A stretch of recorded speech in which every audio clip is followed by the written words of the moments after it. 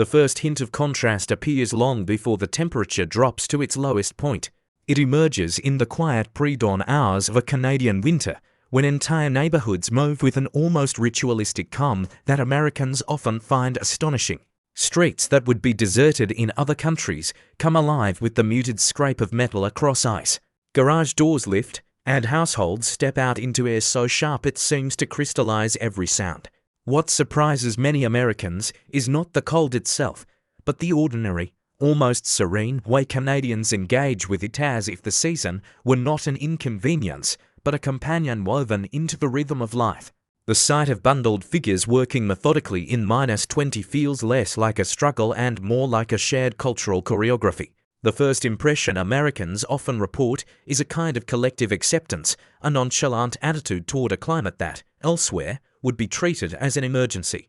Cars idle calmly in driveways long before sunrise, their exhaust hanging in still air like pale ribbons. Children wait for school buses in layered coats that make them look almost spherical, chatting casually as if the biting wind were simply background noise. Even the light feels different, muted, diffused through frost and low clouds, casting neighborhoods in a soft gray that Canadians navigate with practiced intuition. For Americans unfamiliar with such conditions, this quiet resilience carries a strange mixture of admiration and disbelief. Beneath these first impressions lies a deeper cultural difference, an ingrained normalization of winter's demands. Canadians approach the season not as a disruption but as an expected phase of life that structures their routines, their social rhythms, and even their emotional landscape. There is an implicit understanding that winter requires preparation, patience, and a calm practicality. This mindset contrasts with the more weather-sensitive culture many Americans come from, where mild climates allow spontaneity and sudden cold spells trigger widespread caution. In Canada, winter is anticipated, respected, and integrated into daily behavior with almost ritual precision. This creates countless everyday situations that Americans often describe as crazy, though the word reflects surprise more than judgment. It includes the way Canadians brush several centimeters of snow off a car roof with the same casualness one might reserve for wiping dust off a shelf. It appears in the habit of walking confidently across ice-covered sidewalks without the slightest hesitation, their steps steady and instinctive. Even the communal clearing of driveways, where neighbors work in parallel silence before exchanging a brief nod, feels symbolic, a quiet acknowledgement of shared endurance. For many Americans, the contrast lies not in the severity of winter, but in how effortlessly Canadians seem to inhabit it. The deeper the season stretches, the more these habits become cultural markers rather than practical routines. Americans often notice the way Canadians treat extreme weather warnings as informational rather than alarming, adjusting plans with calm efficiency instead of resisting the disruption. Grocery stores remain busy even during heavy snowfalls, with shoppers moving through aisles as if the storm outside were a minor inconvenience. Parking lots fill with vehicles wearing thick layers of frost, each one transformed into a temporary sculpture before engines rumble them back to life. What feels extraordinary to outsiders functions as the baseline of Canadian winter behavior, a normalization of conditions that other cultures instinctively avoid. Another common observation arises around mobility. Canadians often continue walking, jogging, or even cycling on days when temperatures sink far below freezing, their pace steady and deliberate. Parks that would be deserted elsewhere echo with the sound of metal blades gliding across ice rinks, where families gather as though the cold were an essential part of the atmosphere. Even dogs seem to adopt the national attitude, bounding across snowbanks with an energy that mirrors their owner's ease. For many Americans, the sight of people voluntarily spending extended time outdoors in sub-zero temperatures feels both admirable and baffling, a testament to a cultural relationship with winter that extends beyond tolerance into familiarity. Social habits reflect this same quiet resilience. Many Canadians continue hosting gatherings during snowstorms, welcoming guests who arrive with boots dusted in powder and cheeks flushed from the cold. There is a cultural expectation that plans proceed unless conditions become genuinely hazardous, and even then, the threshold for what qualifies as hazardous is significantly higher than in warmer regions. Winter barbecues, outdoor fire pits, and spontaneous shoveling sessions that turn into neighborly conversations all illustrate a communal spirit shaped by shared challenges. Americans often describe these scenes with disbelief. noting how people stand outside without complaint while steam curls from their breath like soft white smoke. Over time, this steady engagement with winter shapes a distinct emotional climate. There is a sense of collective endurance, a quiet pride in managing conditions that seem extreme from the outside. Many Americans observing this behavior begin to understand that the perceived craziness is less about daring the elements and more about embracing predictability. Winter arrives every year with unwavering reliability, and instead of resisting its presence, Canadians align their routines to its rhythm.